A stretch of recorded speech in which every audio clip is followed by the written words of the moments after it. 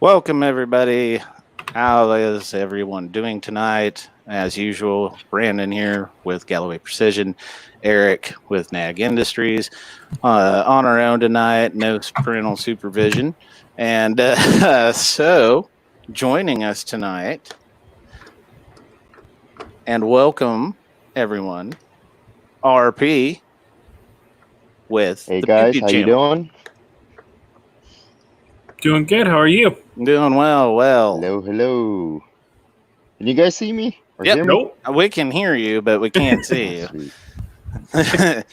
He's a mystery. He's the voice He's a behind the curtain. mystery. I'm not sure what's going on here. Yeah. All right. I'm not sure what's going on with the phone, but if you can hear me, that will suffice for now. Yep, that'll work. All right. So joining us tonight is RP. You are at the Pew Pew Channel.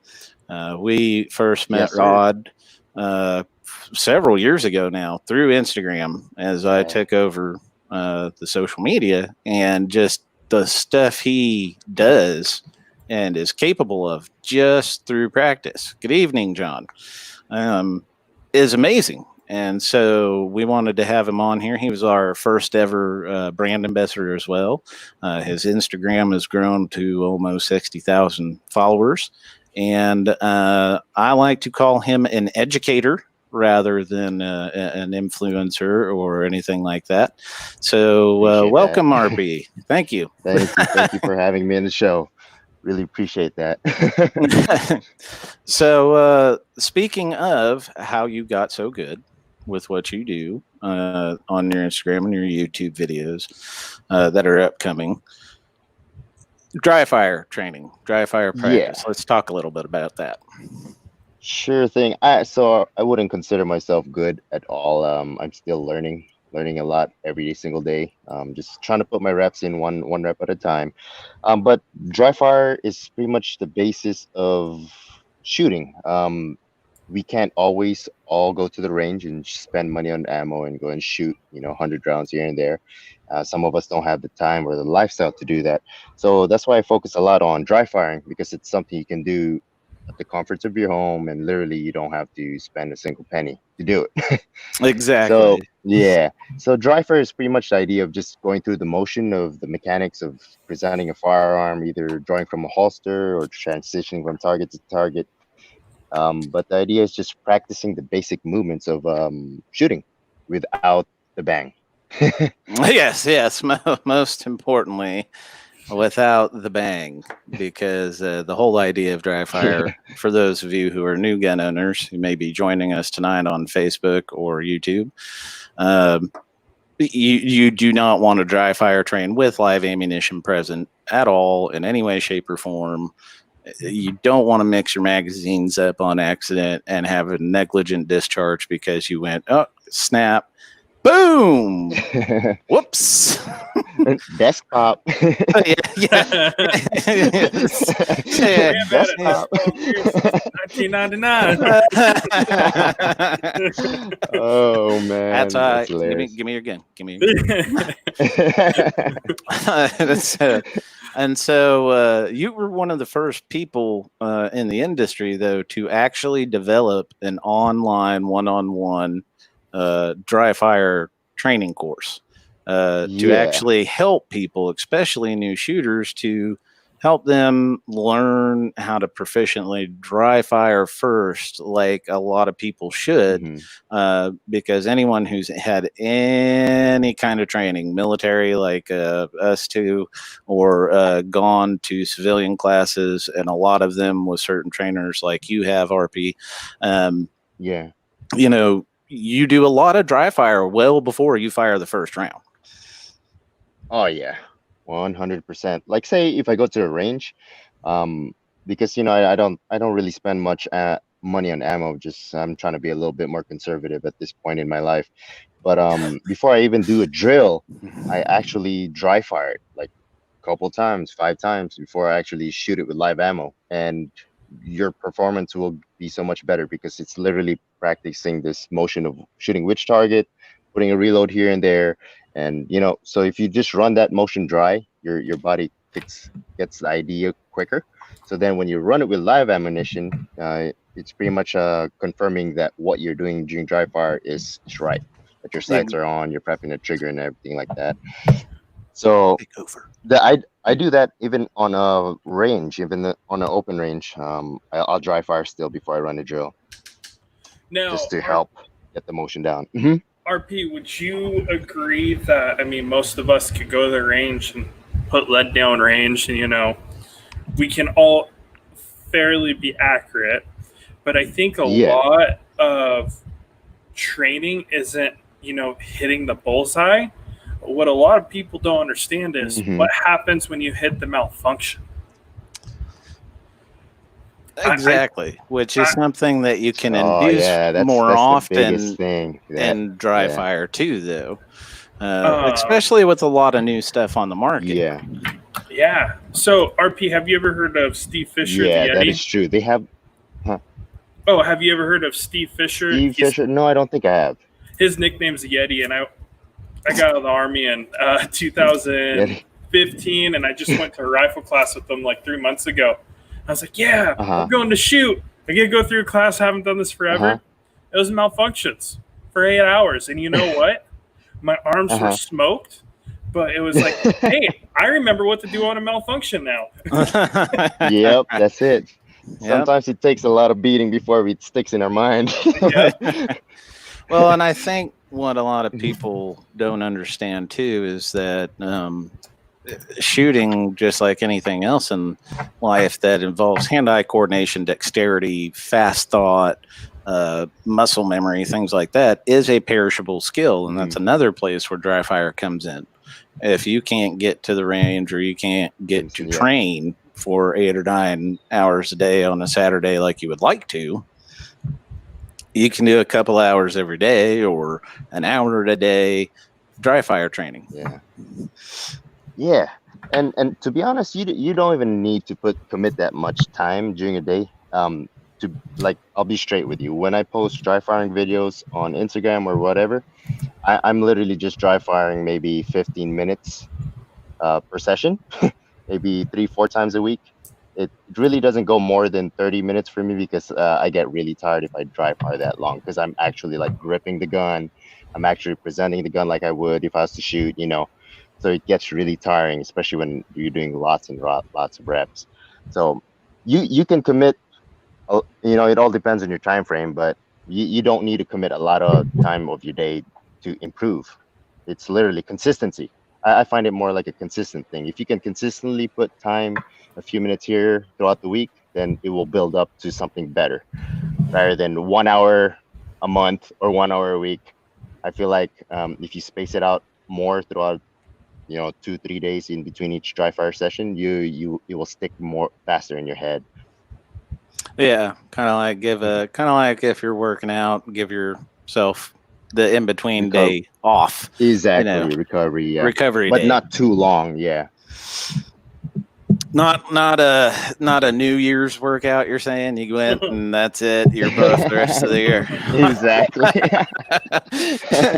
Oh, I went. Yeah, that's good. Yeah, for the most part. Yes, he does. It is actually the Pew Pew Channel. I can't remember exactly how it is. I'll let Junior do it later. He's better at it than me. I get confused when I don't have an actual second screen that I can bring up like he does. Gotcha. And he buzzes around and does stuff and finds things, and I'm over here like Grandpa Gen X. Oh, like, RP decided to join us. There we go. We see you now. Yes. So now it's lagging, so I'm not sure if you can hear me very straight. That is the greatest freeze that it has ever been on the internet. You're sitting there pointing at your phone camera. There you go. You were pointing at your phone camera and it froze, and you're like giving everybody the people's eye. I couldn't hear anything too, so. Is it Pew Pew Tactical or Pew Pew Channel? Pew Pew Channel. Okay, stand by. Oh, Pew Pew Channel. Yeah, the Pew Pew Channel on Instagram. Yes. The Pew Pew.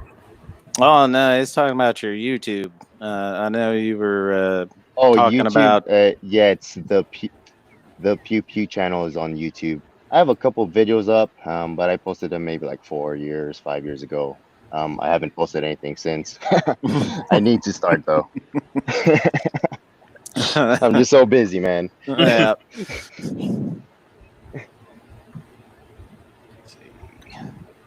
Trying to find But it. yeah, like when did I first meet you, Brandon? What was the first gun I sent out to work with you guys? I forgot which one I sent you guys. Either was a M&P compact, the one you cut for me, or No, the high peasy wasn't first. was the high PZ was the first one? Yeah. No, I think So it the high- probably was. Yeah. Yeah. It I was. think it was the High Point. The High Point C9. Man, I'll say that the High Point C9 went viral on the internet because Oh yeah. when I sold it, I brought it to the gun store to get it transferred to the guy that bought it from a different state, and everyone in the gun store knew about it. Like they're like, "Oh my word, this is the High Point I seen on the internet." I was like, "Oh, that's crazy." Oh man, yeah. What? Then we had a customer come in about a week ago, and I was fixing something for him. I don't remember what it was. Easy, quick fix. And then he just put 2 and 2 together, and he looks at me and goes, "You're the guy in the videos." I was like, "Yeah." And you get kind of uncomfortable when you get to a certain point, like. And Yeah. he's like, "Man, you're famous." I was like, "Yeah, more infamous than anything, I'd say." But That's hilarious. let's touch a little bit before we get on to our next subject, which comes into play with what you do for a living, for an actual living, what you do. Yeah. So I'm a nurse. I pretty much just do contract nursing. So I do travel nursing now. I specialize more in cardiac, like open hearts, post open hearts and whatnot, heart transplants, any valve repairs or stuff like that. But when I do travel or contract nursing, I just pretty much work wherever they need me in the hospital, they put me in. So I'm in between contracts at the moment, but I'm trying to find another contract here, hopefully in the Kentucky area. And so I'll be stuck around when I do contracts. It's between 3-4 months long. And then I usually take a month off in between each before I jump on to the next one. But yeah, that's pretty much what I do for a living. Travel nurse. Hey man, good for you. Thank you for everything you do. My wife's a nurse practitioner. You guys have a hard job. Yeah. Oh, dude, yeah. You probably see the brunt of it all. Yeah. Wife. Yep. And you probably hear all the complaints later on in the day. Yep. Oh, that's hilarious. All right. It's definitely not an easy job, but it's worth it. No, absolutely. Yeah. And that brings us to our next topic. Now, we're not going to get political on this. Nobody's taking any sides of anything. But the reality of it is right now there is a lot of civil unrest in our country. And a majority of the country just wants to be left out of it. The majority of us are just wanting the peaceful protesters to be able to do their thing without the jerks getting involved and so on and so forth. But the reality of it is things are happening at a fast rate. So civil unrest, how should you prepare? And that's a good one. What's important about this is there's a lot of first time, not only firearm buyers, but first time realizing I should probably carry some sort of first aid equipment with me when I go places. I should, hurry up, you. I should. Eric's got something. Okay, good. Actually, yes, I brought out my toys too. Oh boy, if I knew this was a show and tell, I would have brought something too. Well, and there's a reason I'll have this stuff out in a minute. But I think what a lot of people not just in our industry or within the social media realm or any of that, aren't covering is it's not just about you need to go out, get a gun, get bullets, get, just stockpile, practice, train, get trained. There are other parts. What happens if you're on your way to work? Like this could have very well happened to me just a week or two ago because protesters completely blocked 240. And luckily it was at night, but if they decide to do that right before rush hour and nobody knows it, there's a couple of blind turns on that highway. And you come around a corner at 55, 60 miles an hour and there's people, and so we need to be prepared beyond just being able to defend ourselves. What happens if we need to render aid to ourselves or somebody else? What happens if we need to get water and we don't have a ready, fresh, available source, or, any type of thing that can happen in an emergency. And right now is a great time to show, because of the amount of civil unrest, that people will hoard weird things, but they'll also hoard necessities. And so, a lot of that being the PPE right now with the COVID pandemic, but also on the flip side of that, medical supplies right now in general, because of just what is going on in the world. So, with your professional insight as a healthcare worker, what would you think that available right now that you could possibly procure from Amazon or anything like that? Would you say beyond, we'll obviously cover tourniquets and things like that in a moment, but just basic first aid things to have in your vehicle, to have, readily available while you're out and about? Well, to be honest, of course, like we said, tourniquet, definitely something important to have. But the chances of using a tourniquet are probably lower compared to the chances of using a bandage. So I would recommend a lot of bandages, especially to plug holes in the torso area, because the chances, your torso is a much bigger area. Say you get stabbed, shot, or you get in an accident, piece of metal cut you. It's going to be in your torso area. So that's very critical that we have a lot of gauze and bandages to plug those holes. I'm pointing at him, not you. You're fine. He's new to the revolver world, and he just loves his new 357. So he's playing with it. I don't blame you. I do the same thing. I'll pick up a gun, brand new gun, and I'll play with it for hours. Bandages, but bandages. I know a lot of companies out there that sell pre-made kits already, that are pretty good. T-Rex Arm sells pre-packed emergency packages. North American Rescue have really good pre-made packages as well. I actually have one of their litters. North American Rescue full-blown emergency litter. That thing is stupid heavy to carry. I picked it up at a gun show years ago, but it was almost full. And the great thing about medical equipment that I don't think people realize, if it's never been opened, it literally doesn't expire. It's still sterile. Exactly. It's not, and I think people get snowed by a lot of eBay, Amazon, and other online, forums and things like that, where people, you got to replace that stuff, man. I've got this kit here, instead of realizing if you never open it, it's good fine. forever. Especially. But you just got to make sure you don't expose it to too much heat. So if you do keep a kit in your car, especially all that heat, the sun, make sure you have a good protection case around it that's watertight or weatherproof. So in my car, I actually carry a large ammo can that I painted, red and a medic symbol on it that holds all my, med stuff in there that I keep dedicated for the car. That's actually a really smart thing to do.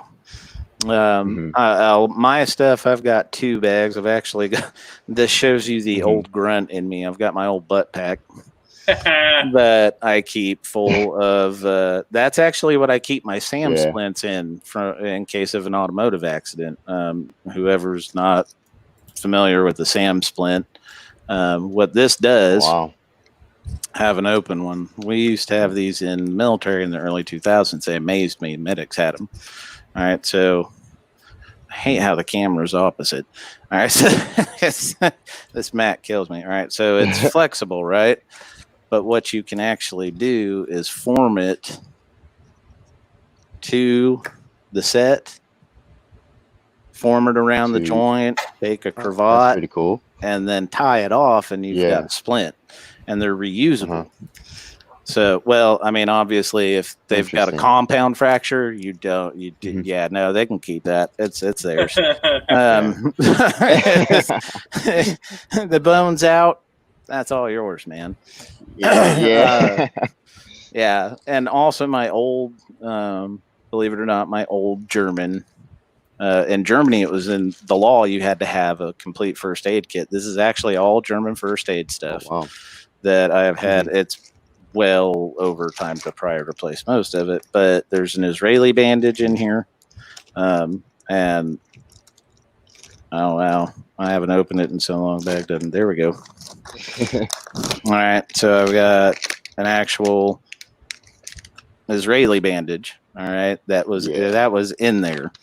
All right, and then the rest of it is just normal stuff, scissors and stuff. But what I added to it, I'm gonna catch so much shit for this later on.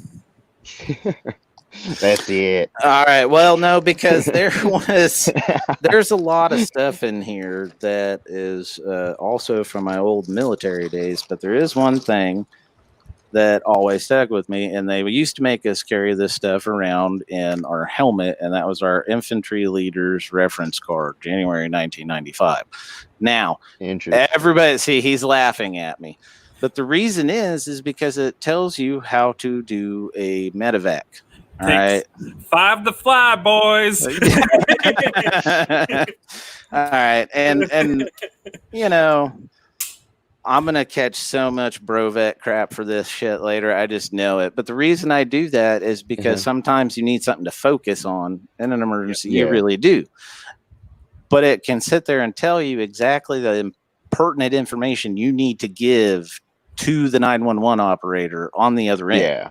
You know, what's wrong with casualty? What, you know, are we, how bad's the bleed? How's this? How's that? And that way they can know exactly how to be ready when they get there to you with that's a bus to pick the person up. Other than me just yelling in the mic, it takes 5 to fly. Like, seriously, our team leaders, you had the card. You're not wrong, Brandon. It was in your helmet. You had one in your chest pocket. Like, just in case you lost stuff, you always made sure you had spares and they were laminated. But they made us memorize the 5 because it takes 5 out of the 9 to get the bird up in the air coming your way, because that was the pertinent information. After that, it's like, okay, the rest of the information's like, okay, we can deal with it when we get there. But it's like, you know, those things, like Brandon was saying, location, all those things. And that's the one thing that's always stayed in my head. It takes 5 to fly. and what those things are is it's location. Like, if you know your grid coordinates, you give it. But in a civilian situation, it would be what your intersection is. If you've just had a major wreck or seen one, how many casualties, what type of casualties. Now I'm going to have to get the card out because I've actually forgotten. See, that's why I keep that. At this point, we should have the stepbrothers part show up where the bed falls on the one brother. There's blood everywhere. There's blood everywhere. All right, so request. You know, unit identification obviously doesn't matter. So you need location, number of patients by type, litter or ambulatory, type of injuries, special equipment needed, and tactical situation. Now, in a civilian situation, it may not be gunfire. It may be. You also need to send fire. The vehicles are on fire. Yeah, power lines are down. Power lines are down. Exactly. We need linemen out. It would be so. It may not necessarily, but with riots, it very well could be. Hey, you know, we were just trying to go get some groceries and we got shot. We need help. You know, so you need to know where you're at. You know, how severe. If you're the one who's injured, you're probably not going to know how severe it is because you'll be in shock if it's that severe. But if you're the one assessing the situation, you're the one calling 911, is the person talking? Can they get up and move? Are they responsive? And a lot of the stuff, I took a class 3-4 years ago, and it was, combat first aid, but also, a lot of what people don't realize with combat and trauma first aid, that rolls over into car wrecks, motorcycle accidents, things like that, where people have one lung that is a sucking chest wound because they've been punctured by something, and it helps to know how to decompress the chest so they don't die and things like that. But a lot of it, is stuff that I learned while I was in, but has changed dramatically at the same time since 2003, 2004. Well, basically 2000 through 2006. Tourniquets, for example, when I was in, was 2 inches above or below a joint. Now it's all the way up the appendage, because if you're in a firefight, the reality of it is you're probably going to get hit multiple times. If you've already been hit once in one appendage, you're going to take more rounds, and you can't just keep tourniqueting after tourniquet after tourniquet. So now it's the all the way up cinch the appendage. Way up that groin. Yeah. High and tight. High and tight. Make you better smile. Yeah, and then, but I think there's a lot to be said for that, because now the medical technology has advanced a lot.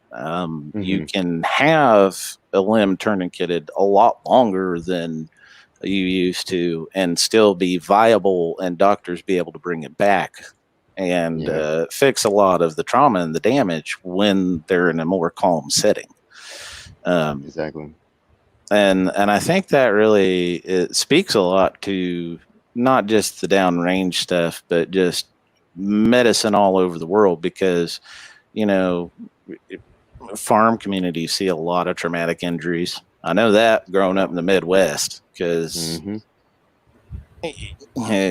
Joe Bob fell asleep, fell off tractor, broke both legs, ran over him, or something, things like that, or just industrial accidents just happen. You can OSHA all you want, but sometimes things just happen. Yep. Oh yeah. That's why we call them accidents for a reason. Yeah, exactly. And so on top of medical equipment, one of the things that I keep in my it's actually a Suarez International bag. It's the terrorist interdiction bag is what they call it, the TIB, or the active shooter bag. But this is a total little mini, I've got everything for any type of situation. That's good. I know one of the things that RP is going to love, because he and I are kindred spirits on the K-bar front. He's got the Bowie version of this bad boy. Which one's that? The BK what? The Becquer. Becquer? Yeah. Yep. I got the BK2, and I love it. Oh, this thing is it's the BK3 right there. Yep. All right, so his is the Bowie version. He's got a different tip. I've got the gut hook and the pry tool. But here's the thing: this isn't just a defensive tool. This is a really an honest to goodness survival tool. And RP can attest to this. He's got a different version of the same blade. These things are built like tanks, dude. First of all, and I can't imagine your model, because that looks like a crowbar. It is, yes. That is with a blade. That is the pry bar version. All right. So this thing is almost a 1/4 inch thick. All right. Wow. So it's the Tonto, but it's also the wedge. All right. So I've used this in classes, and I've used it just playing around to see different things. Dude, I've never had to sharpen it. I've pried doors open. I've done all sorts of craziness with this stuff. Well, it goes in my little thing. It can be used as a tool. It can be used as a defensive knife if need be. Because, dude, if you You go to work with this bad boy, there's going to be appendages coming off. Like, it is deadly serious. It probably weighs about 2-3 pounds. Oh boy, I'd rather get shot than get attacked by that thing. Right? Exactly. But it's always good to have a hardy defensive and tactical, not necessarily, I don't want to call it tactical, I would say actually useful tool, rather than like your $20 Bud K Rambo knife with it's got the compass in the butt of it. See, nice, simple, double-sided, rubber-handled knife. Yeah, it's just a SOG knife. Yep. So, something simple and utilitarian. yeah, and also great as a survival. That's like the perfect survival tool right there. Yeah, exactly. Yeah. You can do multiple things with a good, sturdy blade. You really can. Oh, yeah. All right, so let's say you wander down somewhere you're not supposed to, and you get stuck in a riot, or there's a panic rush somewhere, and you just don't want to be stuck somewhere. You want to put some distance between you and people. I've got zip ties. Take shelter, zip tie the door shut. I know now it's getting into crazy Prepperville, and people are going to be like, oh, man, Langston's lost it.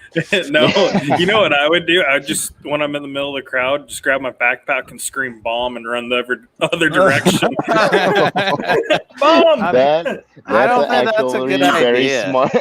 That's a good way to get shot, it's a last, probably. I think it's a perfect last-ditch effort. Yeah, it really is. I mean, people are going to be like, what? And run. But also to go with that, a lock. Just a simple padlock. Could be used as a defensive tool if you absolutely had to with this here cravat. Because I gave multiple cravats in case you need to set, broken bones or anything like that. And I'm not saying I'm going to jump out and go to all this stuff, guys. This is literally, this thing rides everywhere in my car. And it's, oh no, something bad beyond normal has happened. So, outside of that, I have one on my pistol, but I have one in my bag. Flashlight. Yes. Outside of everything, flashlight Illumination. has many uses. Yep. 100%. A whole lot of uses. You can use it to signal help. Yeah. You can use it to, see. You can use it as a blinding tool. You can use it as a weapon if needed. Lights are a very big thing.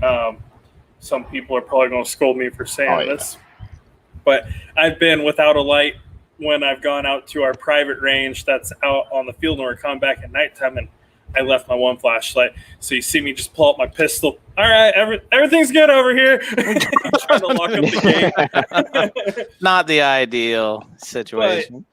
A flashlight is a very, very important tool. Oh, yeah, 100%. I'll have to agree with that. Yeah, I carry a Surefire that I have had for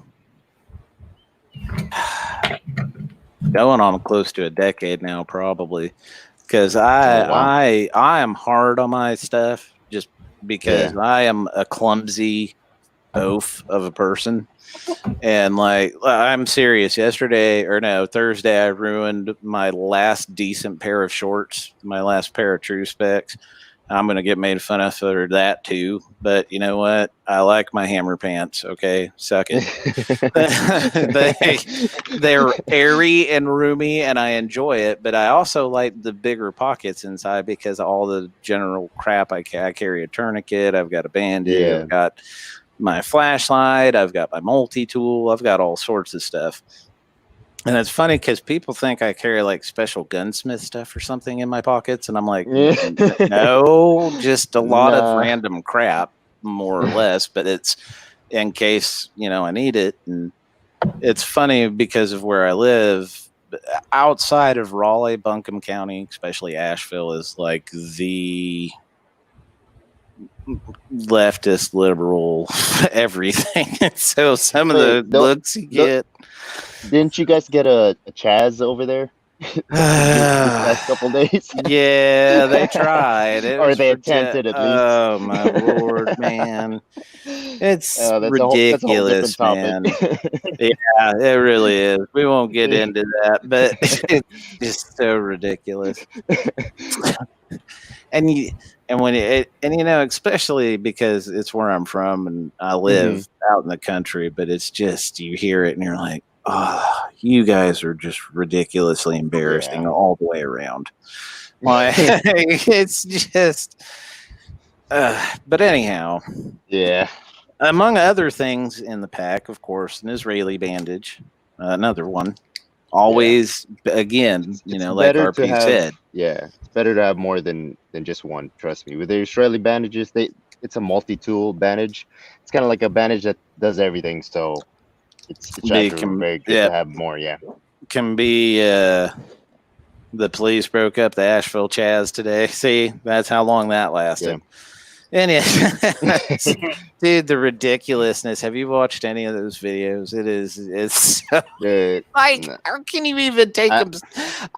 I shouldn't laugh. I really shouldn't. I understand these people are very serious about what they think. Oh yeah. I can't even say it with a straight face. But I mean, come on, man. Like within 24 hours, it turned into an utter and complete shit show. Like it was, within 6 hours, the mayor was accused of sexual harassment and outed, like completely banned from the Chaz, which just I can't. Chaz. Yeah. That's all I can think in my head every time I hear it. I'll be real with you guys. My source of news is memes. Oh yeah. I mean, I don't have cable. I don't even watch TV. So my source of news is memes. So when I see something on a meme, I'm like, wow, really? Is that what's really going on right now? Oh yeah. Yeah. That's the most ridiculous thing ever because I live right next to a meme. Oh boy. Last podcast, you live next to a meme, Eric. You I live in a meme. Well, there is that. You live in Bakersfield. That's true. But 2 weeks ago, that podcast, he had a riot just 15 miles from his house, like his actual house. Yeah. Is it peaceful or it turned violent? The first 2 days, they've been protesting ever since, and now it's peaceful. Which here's a semi-political thing, but I think we all can agree on this and disagree if you want to. And this is just because outside of the gunsmithing, we're very heavily into government sales, and this falls into any line of emergency service has to respond with this right now. We are sorry for the people that are being idiots. We do support you. And we just want to make sure you're okay out there. And I know not a lot of people are probably saying that, but there is good officers, there is good firefighters, there is good paramedics. It just we support you guys right now. If there's anybody listening, that's actually where I stole my wife's tip cup. They're the trauma intervention program, and they work directly with Asheville PD and Buncombe County Sheriff's Department. When there's a traumatic event in the person's life, you know, they come home and a loved one's been found passed away, anything like that. And, you know, they deal with some of the best LEOs probably out there in existence. I mean, I know, having talked to my wife, these guys who, you know, from tip calls that they're on, because it's an unfortunate reality, but it's not the first responder's job to stay on the site with the family of something that just happened and comfort them. They can't. It's literally not how that works. And they have to get back to patrol. They have to get back to the precinct, like write the report, whatever.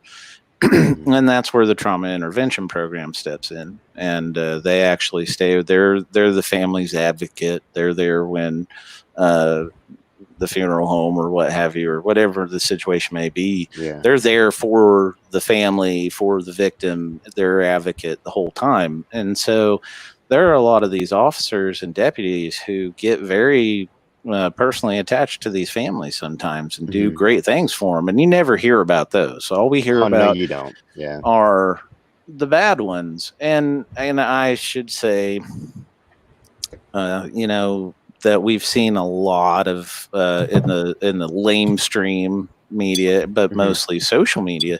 We've seen a lot of LEOs come forward and say, "Yeah, this is completely and totally unacceptable, and Yeah. that Oh yeah. never should have ever happened." And why was he still a cop after this, and this? Mhm. And you know, I know we went a little political there for a second, but I don't think that the good ones do get enough credit. I don't think they do.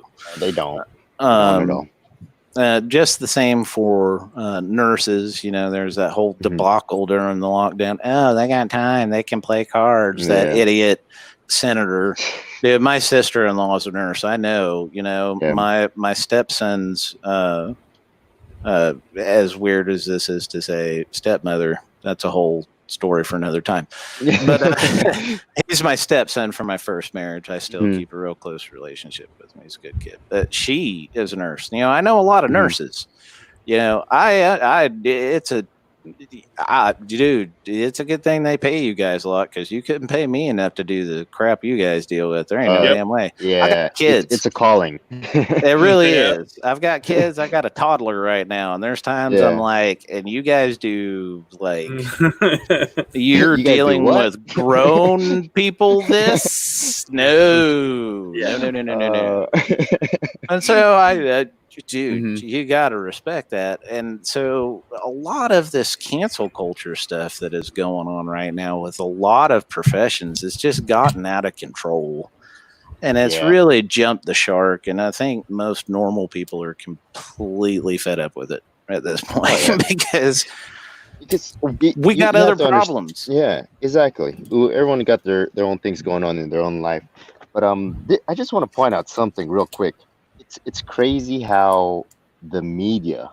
Well, we already know who controls the media, but how the media can instantly make a career path demonize, literally Oh, yeah. demonize a career path instantly over the course of 1 week or less. Yep. It's And crazy how they can and do the that. thing of it is too, it's Mhm. not, they won't be the first career path that they do that to. Yeah. The what we're seeing right No, now not at all. is, Oh no. it's how far can we push it? Yeah. How far can we keep going? How far can we? Because I mean, honestly, look at the whole Chaz. I cannot help but think of like some very Yeah. effeminate. I'm going to offend all sorts of Mhm. people tonight, but like some guys like, I'm Chaz. Oh, boy. Like I can't take Yeah. the term seriously, but the whole thing in Seattle and Nashville Seriously. and all these different Mhm. places, it's like, man, and then they turn around and do exactly the things that they say they hate. Exactly. They put up a The fence. thing they hated. Yeah. Yeah, they stop and frisk They armed everybody. Yep. I'm like, yeah, who else did that? The Nazis. You guys just didn't learn history very well. I don't know where Yep. the disconnect was, but Man. anyhow. Yeah. Anyhow, so what were we talking about? Survival medical gear. Oh, yeah. Survival stuff. Yeah. Emergency type Emergency in case So- of a civil unrest. Yeah, there. So the other thing that's in here are medical supplies and stuff. But like, say you can't get to clean water, I think a lot of things that people look over. I've got a life straw in here. And Oh, you may yeah, say, that's a good well, we're idea. in civilization. Well, what happens if you're on the highway somewhere and there's nowhere for miles around, but you need water for whatever reason? I know one person that can agree with me on this. Just drive from Barstow to Fort Irwin. You may not make it. Dude, that is a long 40-mile geez. drive, man. Yep, in the Dude. middle of the desert. When Yeah. you're stationed at Fort Irwin, it is a risk anytime you leave that post to go anywhere in California real? because, Wow. dude, it's in the middle of nowhere. Like literally nowhere. It takes it's like a 45-minute drive to Barstow, if I remember right. Yeah, maybe a little bit longer.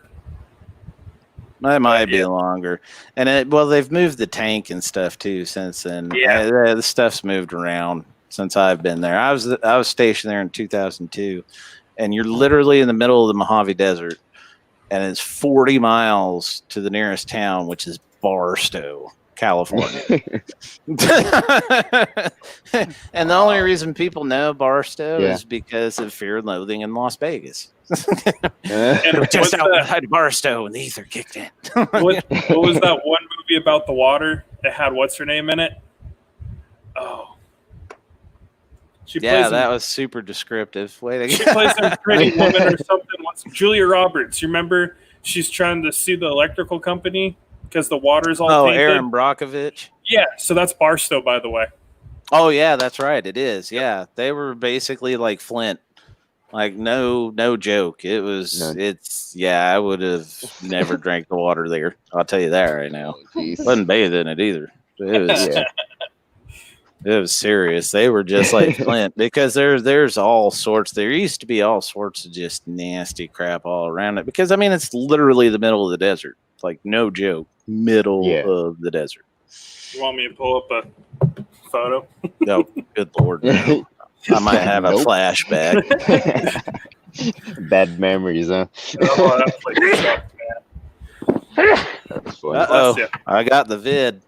No, I'm out here. I mowed and stuff today, and I've got the garage door open, so it's not so hot. My allergies are not appreciating it. Yeah. But yeah, that life straw actually works really well. I actually have one too, which I carry around with me pretty much everywhere I go. So, I don't have one, but have you guys actually legitimately tried them? Oh yeah. Okay.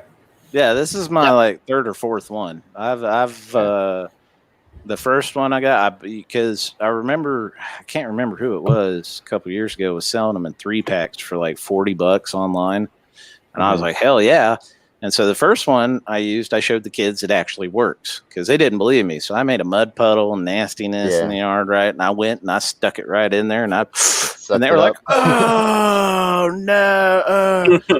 But then I've got a vampire pump that I keep in the car for this thing. That's not for anything else. That you can actually, stick on there if you clamp it down with a hose clamp, and you can use it to just sit there and pump fresh water out of something. Interesting. So, talking about vampire pumps and survival tools, Harbor Freight, they sell them for $40. And hey, no joke, my grandpa, dude, I was cleaning out my grandpa's stuff down in Yuma, Arizona, where they were retired after he passed away. And I saw it and I threw it on my truck. I was like, get stranded, like, Mad Max stuff. I'm going to get fuel and I'm not sucking on the end of a hose.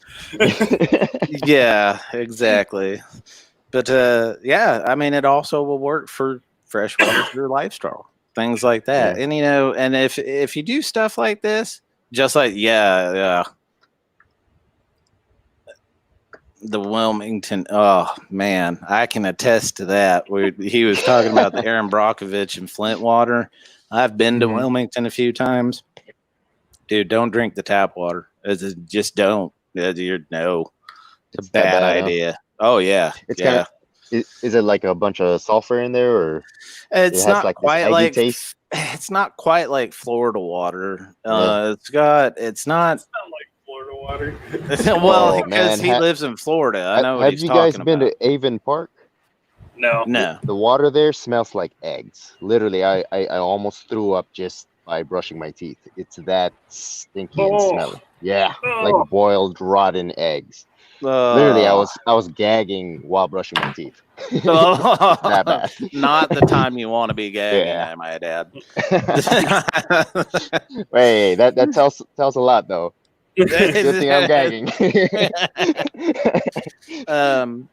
And then I'll touch on a couple little other things. There's bandages galore and stuff, but something I think people overlook too. Mostly, again, here's the infantry, the 11 Bravo, and me kicking it. A lensetic compass. A compass of any type. Yeah. You know what? I do need to get one. Just in case you are traveling long distance by yourself and something happens, you tire pops, you have an accident, you're in the middle of nowhere, no cell reception. A compass comes in pretty handy when you can figure out which way to go back to civilization, because the desert and mountainous regions and certain places you travel on the highways at night all look the same in the dark. You can't, you're like, oh, I'm following the road. And then you, in the middle of the night, realize I am in the middle of a hard pan desert, or I am in the middle of a wood line. This is not right. And that's when the old school, the simple stuff comes in. My old pace counter is attached to it too, which is actually useful if you do get lost, because you can count off learn your pace count, people. Mine's 72. But yeah, and just that, and then spare ammo, ice pack, one of those instant ice packs. I've got some oral rehydration packs. I've got those water pouches for real emergent water pouches. I think they're 9 or 10 ounces that are sterile water, so you can use them for cleaning wounds or anything like that. And just all around a little bag full of stuff I might need for any type of situation that can get ugly and I can't get home to my family without going around it or through it. So, talking about spare ammo, I know we're getting close to the end, but with the way the world is being, I feel that a lot of people feel that they need to have every single caliber. They need to have all these different things to, survive the end of the world. Not that we're at that point, and that's not what I'm saying, but everybody just panicked. But the good guys said we're getting there. The end of the we're world. Getting there. But here's my thing. I break down things like this in going back to our budget build, whatever you want to call it. I'm building a carbine 9mm. Yeah. Mm-hmm. The reason I'm doing that, most departments are on 9. Yeah. On top of that, most departments are on Glocks of some sort. So if you get a Glock receiver for your AR-15-9, let's just play terrorist attacks, whatever, and God forbid a cop goes down by you and I'm out of ammo, now I can grab. Now the second thing I'll try to show my pack real quick. How mine's kind of loaded out. It's going to be hard with my workbench. Front pouch, all my medical gear that's going to fall out. But inside there, on this little 511 pack, I just keep a spare AR-15 mag, my flashlight, my knife, and a spare 9 in there. Well, I keep the AR-15 mag not because I have an AR-15 in the back of my rifle, but I have it there back in case of your rifle. If I find a back rifle, of the truck. yeah, That's you know what I'm saying? Yeah, it's AR-15 is probably the most common rifle you probably find. And your chances of finding AR-15 are high. Exactly. Yeah. So that's my thought process on it. Makes sense. Mm-hmm. I have people come to the shop. Well, I need 30-30. I need 30-06, and I'm like, have you ever carried a full combat load before, sir? You're carrying 210 rounds at the most. Oh yeah, yeah. Because it's heavy. Beyond that, like it'd be cool to vibe check some blue helmet idiot with a 45-70 just to see what would happen. But the reality of it is, I'm not going to carry a combat load for a 45-70 because I would die by the end of the day from dehydration and fatigue. Imagine carrying a modern combat load of 210 rounds. Oh, geez. For a 45-70. You'd wear yourself out going anywhere. You'd just be walking around with 80 pounds of ammo going, I hate life. Any saw gunners out there listening know what we're talking about. Yeah, or 240 gunners too. Fuck. But that's a lot of weight to be lugging around. yeah, but and the banner there, uniformity can save your life. What that's referring to is uniformity of gear. I do not like Glocks. I don't like them, but you know what I've got a couple of? Glocks. Glocks. You know what I learned to Yep. shoot? A Glock, because honestly, I think the funniest thing I've ever heard was the trainer you were talking about. And, you know, if you can shoot a Glock, you can shoot anything, and it's a true thing. You know, because Glocks are not the one size fits all by any means necessary. You know, Oh, like for no, me, yeah. the grip angle's wrong. I'm pointing it downward. You know, Mm. and I'm sitting there like compared to what you're used to, yeah. you know, because instead, you know, and here we go, some idiot will call me a boomer, I'm sure. I'm only 39, you jerks. But, you know, like my EMP that I carry, you know, it takes proprietary mags. Well, you know, I've got probably 7 or 8 mags, but while this is my EDC, yeah, it's going to be on me if something goes wrong. I've got other firearms that go play. Like normally what's in that bag too is a Glock 19, just because, you know, yeah, I run out of something happens to my gun, a malfunction I can't fix in the field or something like that. I've got the most used weapon in the world. It's, I mean, you know, which if I had a normal 1911 would be fine, but the EMP takes a short, slim. For all the net nannies, it's clear, no ammo. All right, we are visually and physically empty, as you like to hear me say. You whisper that to me at nighttime. That's right. But if you look at it, oh boy, this is what happens when you come for the 2 veterans doing the podcast. You get the Army humor. Yeah. I miss PowerPoint Ranger on Facebook, because I used to love. My favorite one was when Thog and what was the E4's name? I can't remember it. They're standing there pissing it by the wire, and he's reached over. Thog's reached over and grabbed his buddy's butt, and he's like, "Is it gay or is it infantry?" And I'm like, "That's the truest thing I've ever read." Because you mess with each other, so you do stuff like that. You know? but before we're probably gonna go about 2-3 minutes over, so Junior don't get in trouble, because I do want to touch on one last thing. All right. Revolvers.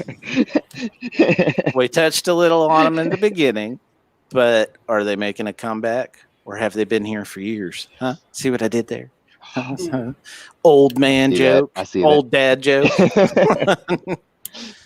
But honestly, and the reason I bring it up is, you know, Junior's got his first one. He's in love with it. He loves the thing. It's actually a Taurus poly protector. But you also do use revolvers. You train with them, double action only, and or double single. But usually double action only too.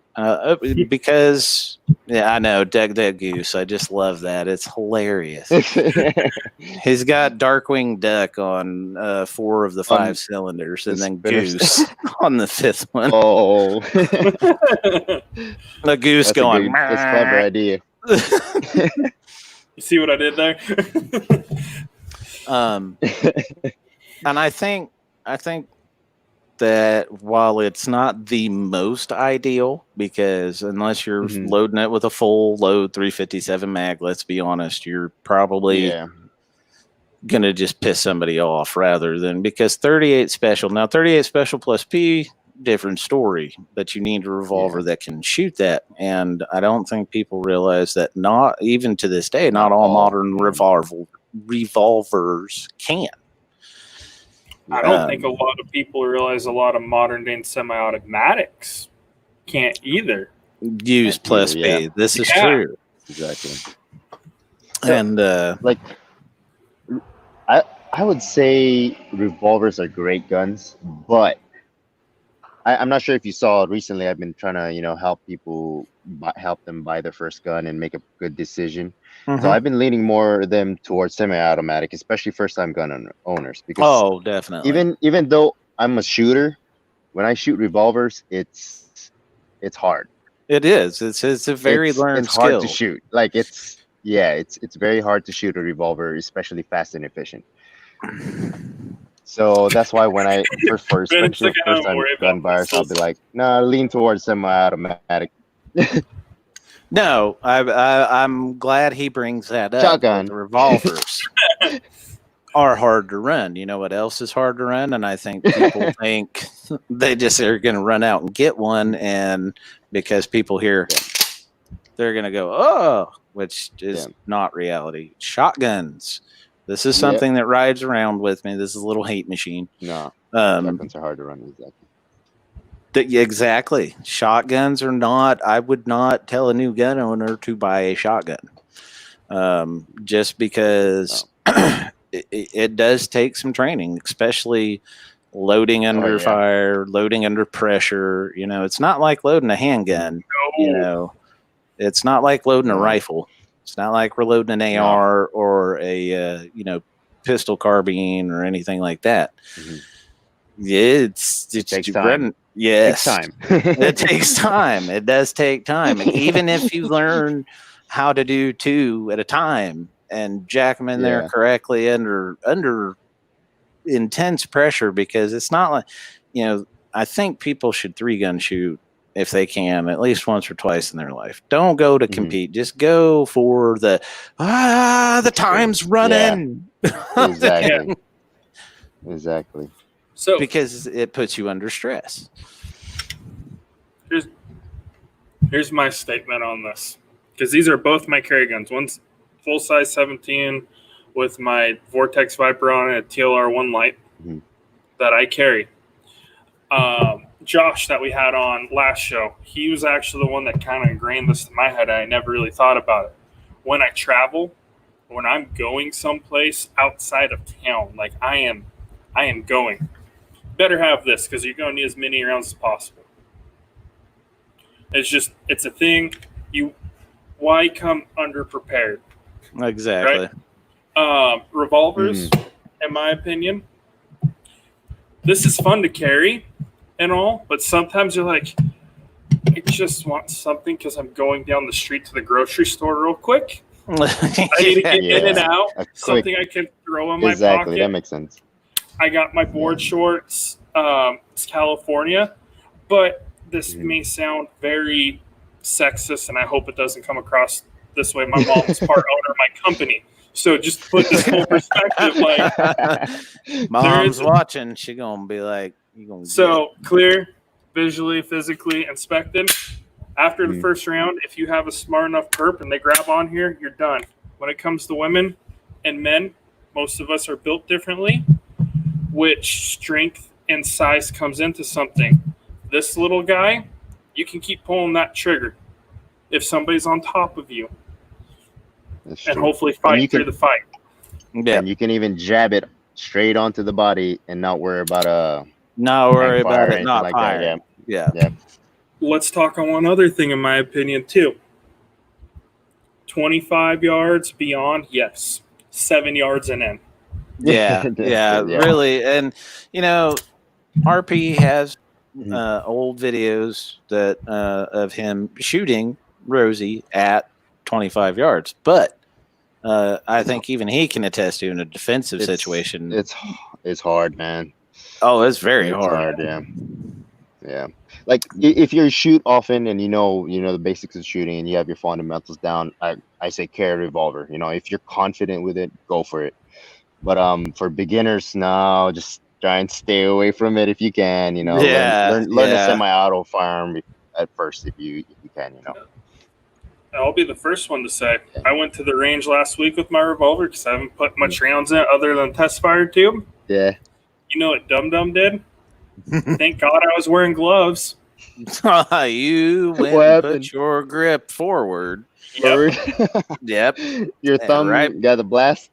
Yep. And thank God I had gloves on.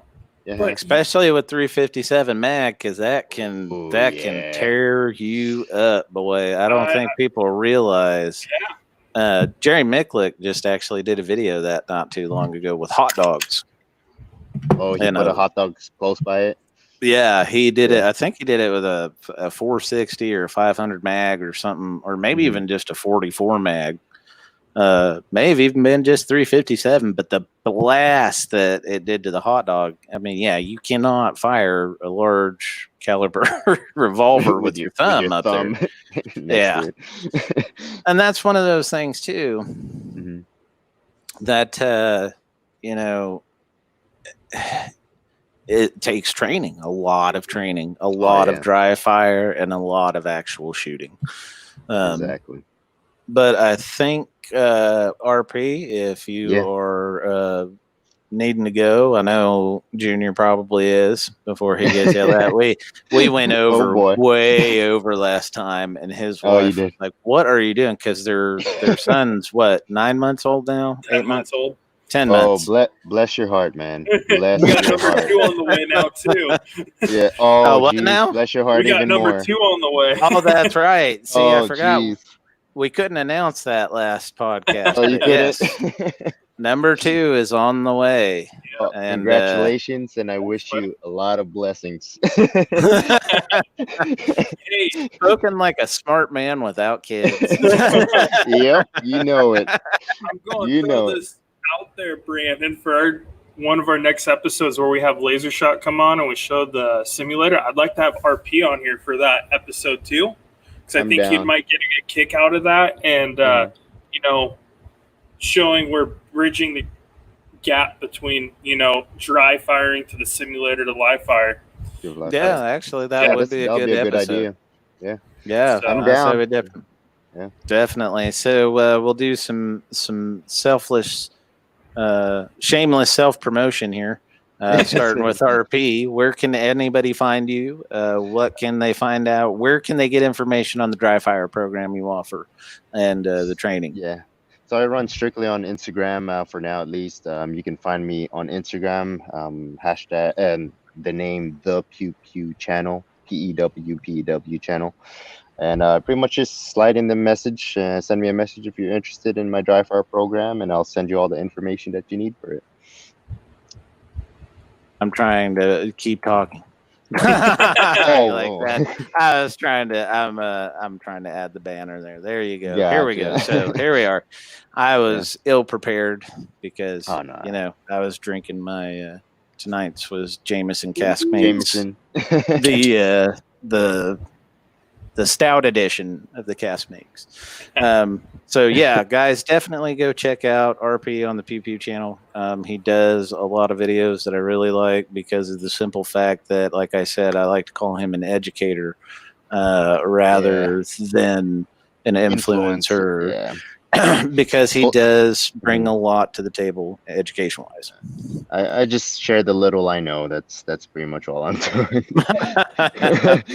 But you know, here's the thing of it. As humble as he is about it, guys, I like the fact that he gives you both sides of it. So definitely go give him a follow, because he's not going to give you just whatever the hottest thing is right now. You're going to get good, solid fundamentals from this. I appreciate that. And so now we'll let Junior do his. Yes, you can find us on Instagram, Facebook, through Galloway. We're the sister company for them, so anything west of the Mississippi, we're here to take care of you guys. On top of that, Oak Tree Gun Club, we just took over their gunsmithing, which is the largest gun range in California. When it comes to medical gear, we have a whole government sales side that Brandon knows about. We work with a whole bunch of companies. Brandon's been out to some of our demos. North American Rescue. Response. Yep, North American Rescue. We are a vendor for them and a couple other people. We got a lot of subject matter experts. If you got questions, let us know. Yeah, no, that's what we're here for. And you should see our Instagram and YouTube channel and Facebook booming here within the next week. We finally hired our IT and website development guy, Lewis. He is another 11 Bravo from the Army, so him and Brandon are just going to lock eyes and just stare at each other in deep love. Something like this, I assume. Yeah. Well, you know, we don't have spurs like some of you weirdos. But anyway, Hey, you all are dirty legs because none of you got your paratrooper wings. you ain't getting me to jump out of a plane. But and you guys know where to find us at Galloway. I'd like to thank one last time RP for joining us. Thank you for taking Yes, time out of your personal time to join us on this one. Junior, as always, thank you for coming. And everybody out there, as always, remember, be safe, be accurate, and God bless. Night. Take it easy. May